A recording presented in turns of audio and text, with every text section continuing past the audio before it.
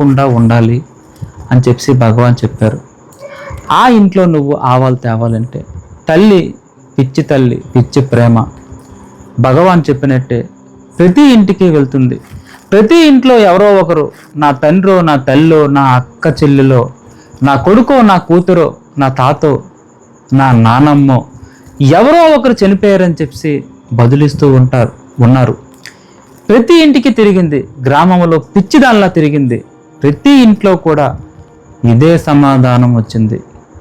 తల్లి భగవాన్ దగ్గరికి మళ్ళీ వచ్చి, భగవాన్ ప్రతి ఇంటికి నేను తిరిగాను, ప్రతి ఇంట్లో కూడా ఎవరో ఒకరు చనిపోయారని చెప్పి బదులిచ్చారు అని చెప్పి చెప్పింది ఆ తల్లి. భగవాన్ అమ్మ కూర్చో అని చెప్పి కూర్చోబెట్టి, ప్రతి జన్మలో కూడా నువ్వు ఎవరినో ఒకరినో, తల్లినో, తండ్రినో, పుత్రున్నో, భర్తనో, ఎవరినో ఒకరిని నువ్వు కోల్పోతూ ఉన్నావు. నీ జన్మ కన్నీళ్లు పోగు వేస్తే మహాసముద్రం అంత అవుద్దమ్మా.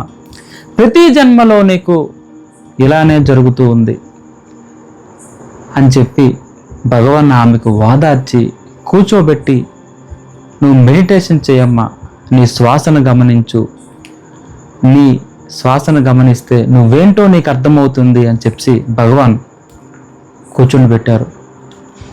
భగవాన్ ఆవిడికి అర్హం తత్వాన్ని వచ్చేలా చేసి, అర్హంత అవ్వడం అంటే జన్మ లేకపోవడం. నీకు ప్రతి జన్మలో ఇలానే అవుతుంది. జన్మరాహిత్యం నువ్వు పొందాలి. జన్మరాహిత్యం జన్మ లేకపోతే, మరు జన్మ లేకపోతే దానంత ఉత్తమమైనది మరి లేదమ్మా అని చెప్పి ఆమెకు జన్మరాహిత్యం పొందేలా భగవాన్ చేశారు. కచ్చి